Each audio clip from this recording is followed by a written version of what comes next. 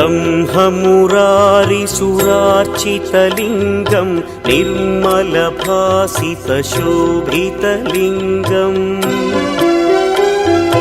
जन्मजदुःखविनाशकलिङ्गं तत्प्रणमामि सदा शिवलिङ्गम्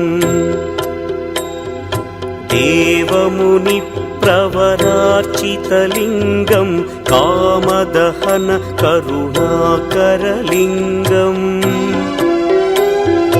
रावणदर्पविनाशकलिङ्गं तत्प्रणमामि सदा शिवलिङ्गम्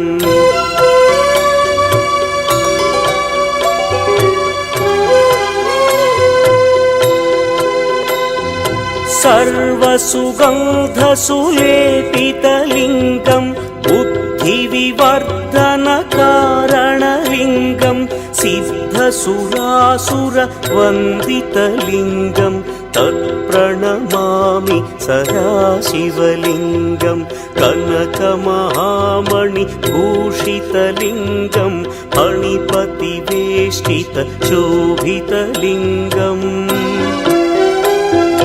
दक्षसुयज्ञविनाशनलिङ्गं तत्प्रणमामि सदा शिवलिङ्गम् कुङ्कुमचन्दनलेपितलिङ्गम्